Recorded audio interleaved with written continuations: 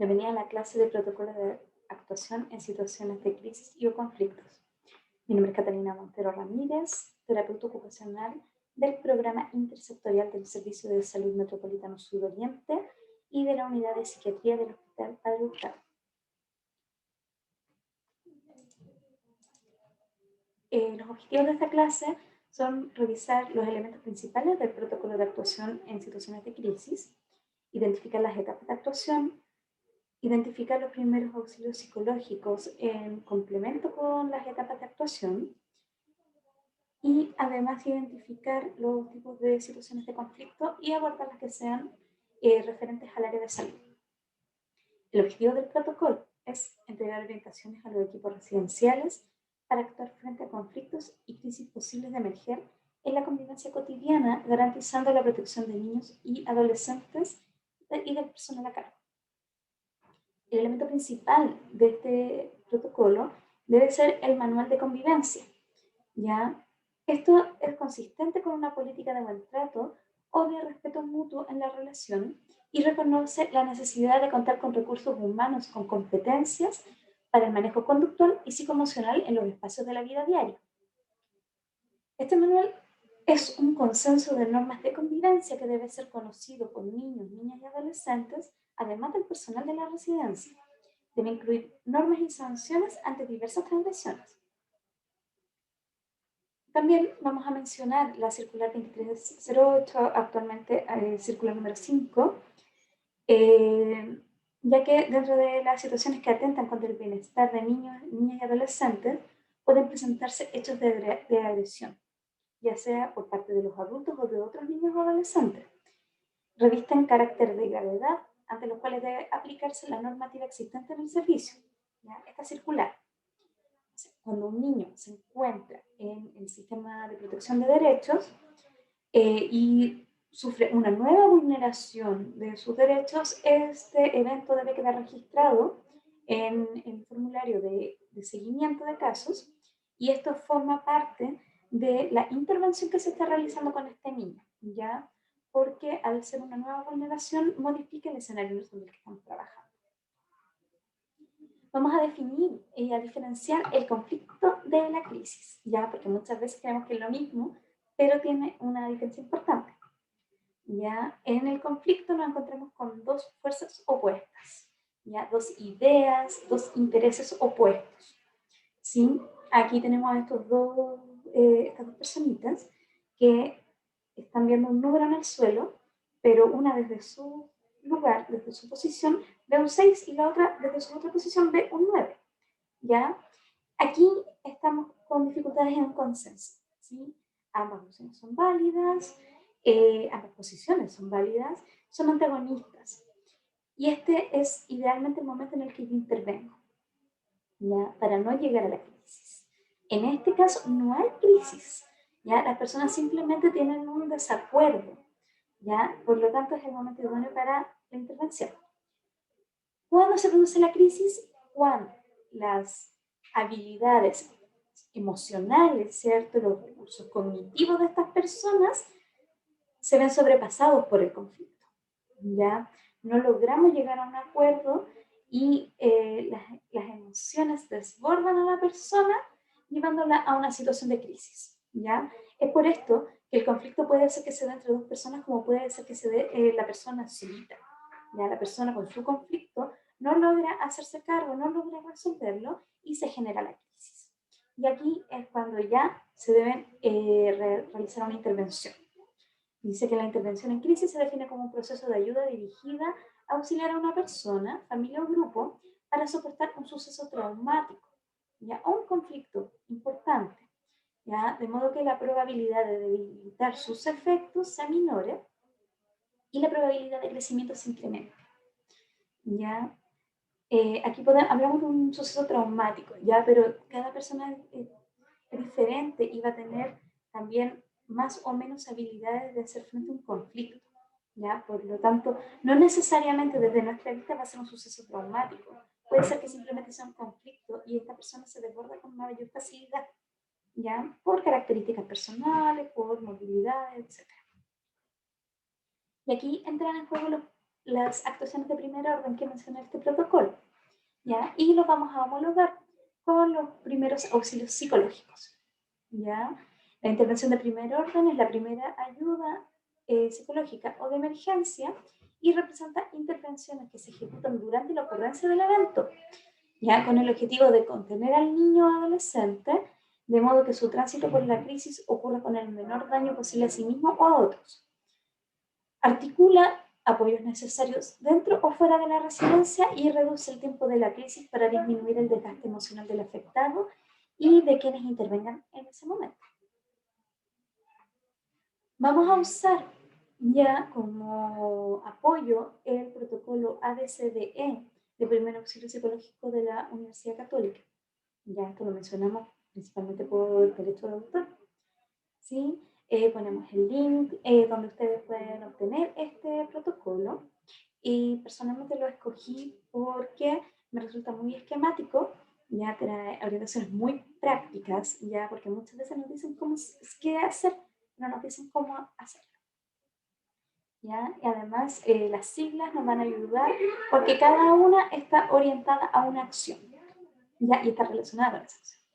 Entonces vamos a partir con la letra A, que se refiere a la escucha activa. ¿Ya? Ahí está la A.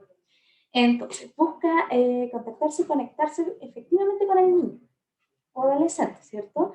Hacerle sentir que es escuchado, comprendido, aceptado y apoyado.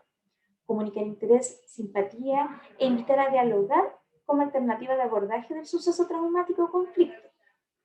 Resumir y reflejar hechos y sentimientos. Ahora ¿en qué se traduce? ¿Cómo tengo que actuar? En primer lugar, use frases para darle cuenta al niño o adolescente que usted lo está escuchando. ¿Ya? Frases simples como, por ejemplo, entiendo, o, ok, escucho, ¿cierto? Eh, claro, ¿sí? Ya la idea es que el niño se dé cuenta de que sí le estoy poniendo atención. También resumir lo que la persona está explicando. Esto se llama parafraseo. ¿Ya? Por ejemplo, un niño está en crisis después de un conflicto con otro niño y me dice, es que tía, lo que pasa es que yo estaba ahí jugando y después llegó el Pedro y el Pedro tenía un juguete y a mí me gustó el juguete, entonces yo quería el juguete y como él no me lo quiso prestar, yo se lo traté de quitar, pero él no me lo pasó, entonces yo le pegué y él se puso a llorar y me pegó también, etc. ¿Sí? ¿Cómo lo hago yo? Le digo al niño, ok, entonces, lo que pasó fue que tú querías jugar con el mismo juguete que tenía el otro niño, él no te lo quiso prestar y tú le pegaste. Y luego él te pegó de vuelta. ¿Sí? Con eso yo le doy a entender al niño que le puse atención, que lo escuché, que entendí lo que él me estaba diciendo. Otro elemento, tenga paciencia, tolere los silencios. Muchas veces los niños se quedan un buen rato callados, no quieren hablar. Ya, respetemos eso, toleremos ese espacio, ¿sí? Porque si forzamos, difícilmente el niño va a abrirse o a encontrar el espacio para hablar. No diga cosas por el afán de hacer algo, ya no empiece inmediatamente a hablar. Muchas veces nos dejamos llevar por la ansiedad, por el querer resolver pronto y finalmente el niño no está en una situación de ser muy receptivo, ¿cierto? No está permeable a una intervención en ese momento. Mira al niño a los ojos, ¿ya? Y no lo toques si este no lo permite, ¿ya? Como mucho podemos intentar poner una mano sobre el hombro, sobre el brazo, pero si el niño no quiere, no lo hagamos, ¿ya? Ni forcemos eso, intentemos abrazarlo inmediatamente, ¿ya? Porque puede generar una situación violenta, ¿sí? Si es posible, adaptar una postura física similar a la del niño. O sea, si el niño está hecho bolita, yo puedo ir y sentarme al lado de él. ¿Ya? Si el niño está de pie o está agachado, yo voy y me agacho al lado de él. Si se sienta, yo me siento con él. Trato de ser lo más posible un espejo. ¿Ya? Tener una postura similar. No al punto de que el niño se dé cuenta de que lo estoy imitando. ¿Ya? Porque eso sí generaría un problema mayor. ¿Ya? Pero sí, esto externamente se percibe muy empático, ¿ya? Ahora, ¿qué no hacer? Distraerse mirando el celular, ¿ya? Por mucho que yo tenga la necesidad a lo mejor de contactarme con otra persona, ¿cierto? En ese momento no lo hago, ¿ya? Activo la clave y voy a contener al niño, ¿sí? O estar mirando para otro lado, ya si el niño me está mirando, yo lo que hago es intentar permanecer con la atención en él, ¿ya? Y no mirar hacia otros lugares, ¿ya? No voy a intentar dar una solución al niño sin antes escucharlo. Yo termino de escucharlo y posteriormente veo si el niño está disponible para escuchar una solución, pero no en el momento. No juzgar al niño o adolescente por lo que dijo o hizo. Recordemos que estaba en crisis. ¿Sí? No contar historias personales o contar historias de otras personas, dar ejemplos, consejos, no es el momento, ¿ya? Tampoco dar falsas esperanzas de que le vamos a solucionar el problema en ese momento. Y tampoco minimizar la situación, porque eso sí que va a ser muy mal recibido por parte del niño. Para el niño en ese momento, ese problema es muy grave, ¿ya? Por mucho que a nosotros nos parezca que no es tan grave, no hacérselo ver. La letra D, ventilación, ¿ya? Es de corta, pero nos sirve para recordar, ¿cierto? Dice que algunas personas que han vivido una crisis pueden mostrarse ansiosas o alteradas, sintiendo confusión o encontrándose sobrepasadas por la situación, teniendo dificultades para respirar o sintiendo su corazón muy agitado. Por esto se contemplan unos minutos para enseñar y practicar la ventilación y así ayudar a las personas a tranquilizarse. Ya todos sabemos que cuando nos desbordamos emocionalmente, la respiración se altera, ¿sí? Muchas veces no podemos ir inmediatamente a restablecer el estado emocional, pero sí podemos intentar restablecer el estado respiratorio. Mejorando la situación respiratoria, podemos inducir un restablecimiento de la situación emocional, ¿ya? O al menos disminuir la agitación, ¿sí? En actuación, por ejemplo, esto se usa, ¿sí? Yo quiero representar una emoción, entonces yo voy a imitar con mi respiración, voy a inducir ese estado emocional, ¿ya? Y para salirme hago lo mismo, acudo a un ritmo de respiración que me ayuda a salir de la emoción. Recuerda que esto se hace siempre y cuando el niño lo tolere, ¿sí? Si el niño no quiere, no insista. Entonces, ¿en qué consiste esta respiración? Inspirar en 4 tiempos, ya no 4 segundos, 4 tiempos. Se exhala por la nariz o por la boca, también en 4 tiempos, y luego se retiene por 4 tiempos también los pulmones vacíos. ¿Sí? Yo boto el aire y me quedo ahí. 4 tiempos y luego vuelvo a inhalar. ¿Sí? Esto se puede practicar junto con el niño. Usted le muestra y luego lo hace con él y finalmente observa que el niño también lo haga. Y lo acompaña durante el tiempo que sea necesario. La letra C, categorizar necesidades, ya que también en el protocolo lo llaman examinar las dimensiones del problema. ¿Sí? Aquí estamos usando estos títulos principalmente por la facilidad de retener al ser el abecedario. ¿Ya? Dice, centrarse en el pasado, presente y futuro inmediato a la crisis. ¿Sí? En el pasado ver el suceso precipitante. ¿Ya? En el presente, cuáles son los recursos personales y externos o sociales. Y en el futuro inmediato considerar las decisiones inminentes que se tomarán. Al no disponerse de un tiempo amplio para estos fines, debe ser inmediato y considerando los factores a la mano para dicho examen. ¿Ya? Lo que nos dice primer auxilio psicológico.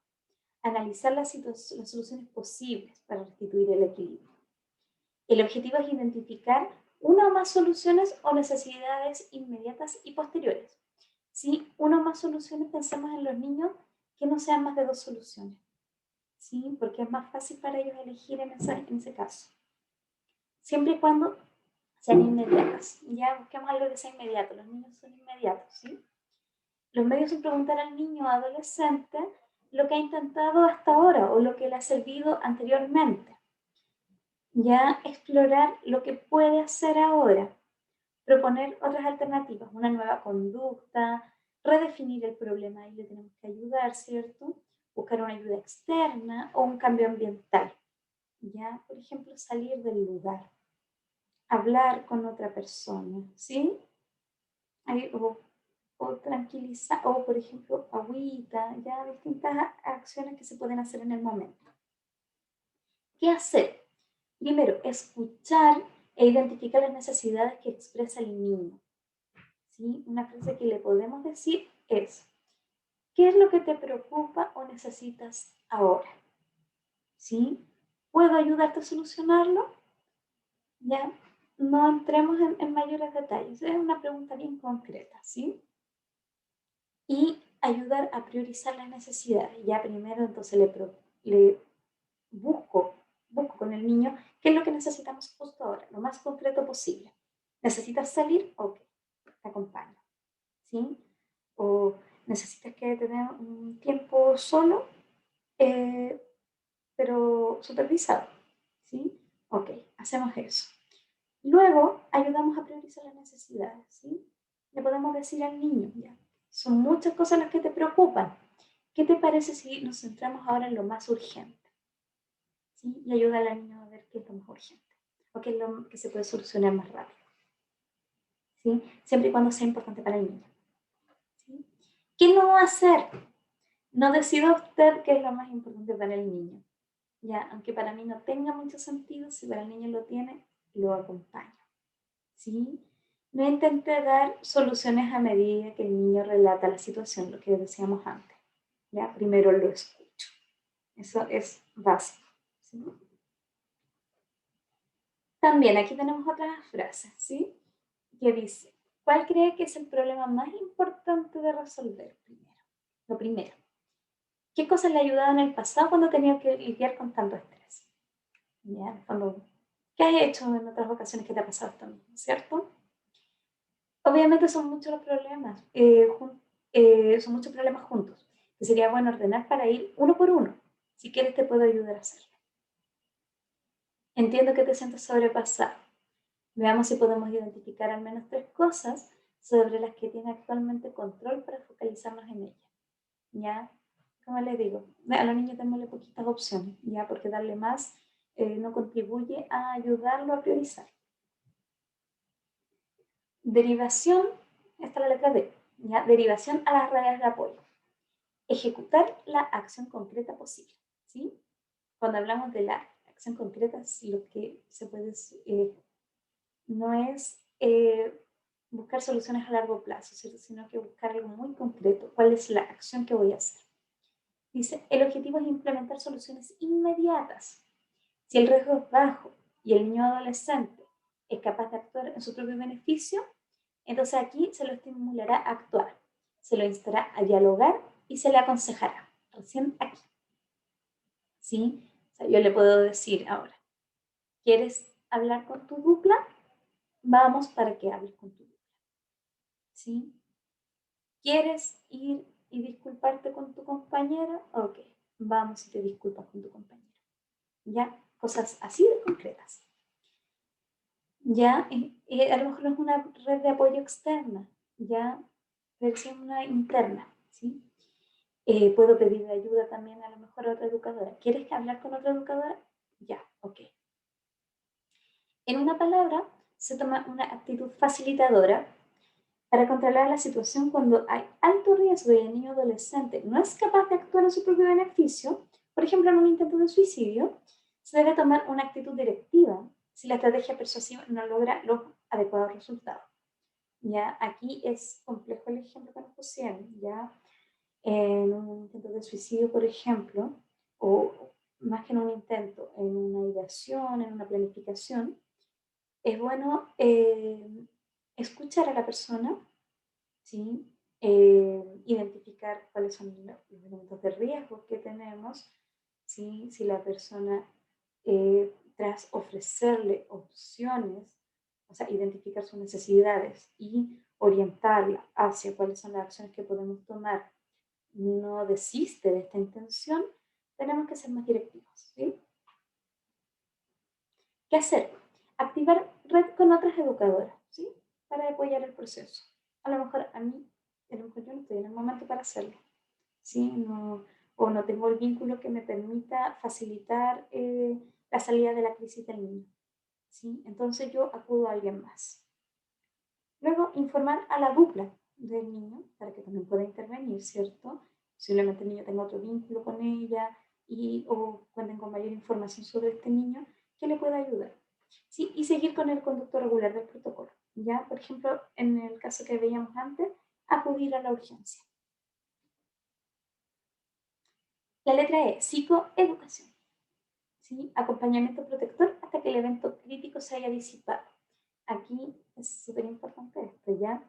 Hay que asegurarse que el niño adolescente seguirá con el apoyo recibido, que el riesgo se mantendrá bajo y puede seguir aplicando las soluciones pensadas y ensayadas previamente, ¿ya? No puedo dejar al niño solo si no está, si no se ha autorregulado o si no se ha regulado, ¿sí? Porque puede revestir una situación de mucho riesgo, ¿sí?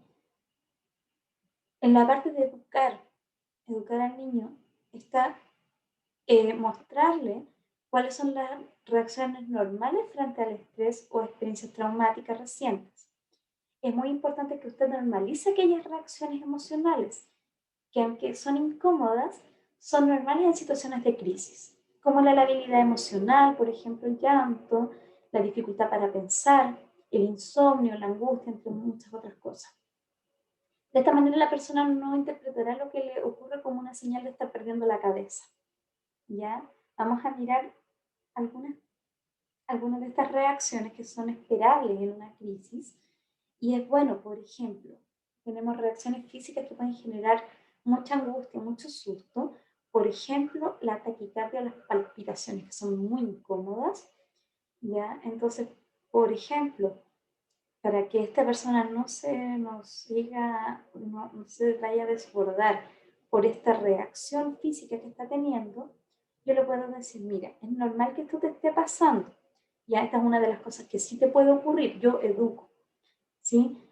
Te puede pasar esto y cuando te calmes, posiblemente va a ir disminuyendo.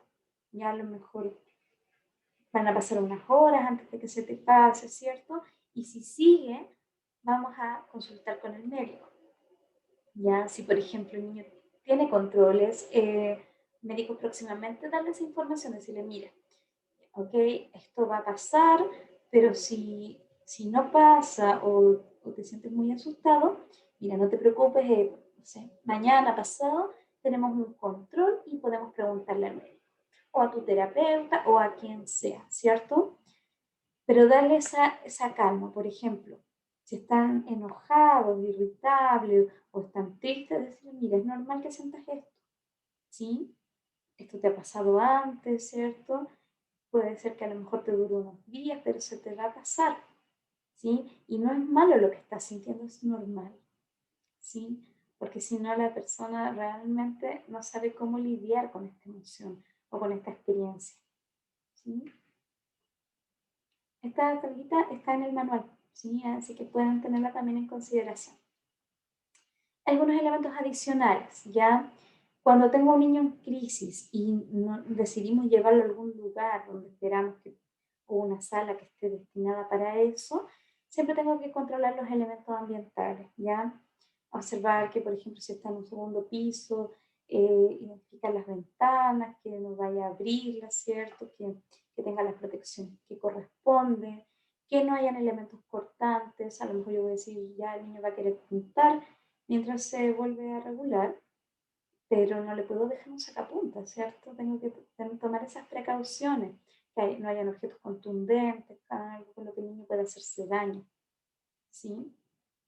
Entonces los elementos ambientales, o que haya mucho ruido, que otros niños lo vayan a ver, ¿sí? Aunque sea un espacio lo más tranquilo posible, lo más seguro posible. También tenemos que considerar los elementos pragmáticos de la comunicación, ¿ya? Y esto lo vimos en unidades anteriores, ¿sí? Eh, bajar la voz, ¿ya? Hablar lento. Si el niño me grita, yo no puedo seguir ahí la regla del escalón de gritarle también o de empezar a hablar muy fuerte. Si mi tono de voz habitualmente es muy fuerte, o sea, muy agudo o hablo con un volumen de voz muy alto, tengo que recordar regularme, ¿sí? Hablar más lento, hablar más grave, hablar más bajo. ¿Ya? La idea es transmitirle al niño esa calma, ¿sí? Además, el niño al escucharme también va a ir regulando su propia voz. Igual que, por ejemplo, las señales corporales que le estoy dando también son importantes. El automonitoreo, ¿sí? Y esto le voy a agradecer a las personas que me lo mencionaron en la clase, que si yo como adulto que estoy en el lugar de la crisis, sé que no he tenido a lo mejor una buena semana, que yo también estoy susceptible a generar una crisis, ¿cierto? Personal, me refiero. eh, Tengo que tener la capacidad de pedir ayuda, ¿sí? Que el automonitoreo es importante. Si yo sé que no voy a poder manejar esta situación, pido ayuda, ¿sí? No me hago cargo porque la situación puede volverse más compleja, ¿sí? Y para esto es muy importante la coordinación entre todo el personal de residencia, ¿sí? Que establezcan las claves, ¿cierto? Que tengan un protocolo de actuación que sea lo más claro posible de forma interna. Que yo sepa finalmente a quién puedo acudir. Las intervenciones de segundo orden o acciones de segundo orden, ¿cierto? Es el principio primordial de la terapia en crisis. Puede durar semanas o meses y es proporcionada por terapeutas, consejeros, con conocimiento de técnicas de evaluación y tratamiento. Busca resignificar el evento traumático. ¿Ya? A esta etapa, como educadoras de trato directo, no es necesario que entren, ¿ya? Ni intenten hacerlo, ¿ya? Esto le corresponde ya al personal que está a cargo de la terapia de estos niños, ¿cierto? Al personal al que se les derive. ¿Sí? Nosotros llegamos hasta la última etapa de los primeros auxilios psicológicos, ¿cierto? La educación. Cuando yo le transmito calma al niño y le transmito la información que él puede requerir para estar bien. ¿Sí? Lo que sigue no es terreno nuestro. ¿Sí? Aquí ya interviene la CUPLA, interviene el personal de salud. ¿Sí? Otras situaciones de crisis. Ya el protocolo nos menciona un montón de situaciones que son de conflicto, pero nos vamos a centrar en dos, en las conductas autolesivas, ¿cierto? Y en la urgencia psiquiátrica. Las conductas autolesivas, ¿ya? Dice violencia autodirigida, comprende el comportamiento suicida. Este incluye pensamientos suicidas, intentos de suicidio, para suicidio o intentos deliberado de matarse y suicidio consumado. Asimismo, la autoagresión incluye las autolesiones, incluye actos como la automutilación. Pueden darse de manera repetitiva, producto de una marcada inestabilidad en el comportamiento y el estado anímico. Esta situación la observamos bastante frecuentemente en residencia, ¿sí? Pero tenemos que tener ojo, ¿sí? Ya hay conductas autolesivas que yo puedo manejar en la residencia o en una urgencia no psiquiátrica, ¿sí? Porque una chica se realice unos cortes, ¿ya? No significa que debo ir necesariamente a la urgencia psiquiátrica, ¿sí? ¿Por qué? Cuando estos actos corresponden a actos que son de tipo impulsivo, ¿cierto? No estoy, ¿sí? Estoy ante una desregulación emocional, ¿cierto? Un acto impulsivo. Ya este tipo de conductas sí requieren que sean atendidas, ¿sí? Esto de que yo puedo omitirlo porque creo que es un llamado de atención, no es así. Es un llamado de atención al que tengo que poner atención. ¿Ya? Si la situación puede manejarse al interior de la residencia, se maneja al interior de la residencia y si no, se acude a la urgencia, ¿cierto? SAPU.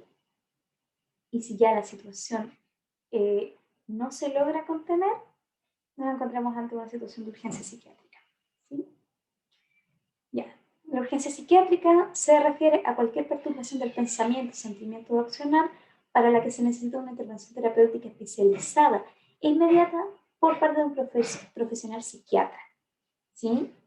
Dentro de los cuadros se encuentra la esquizofrenia o, mencionemos más exactamente, los episodios psicóticos, ¿cierto?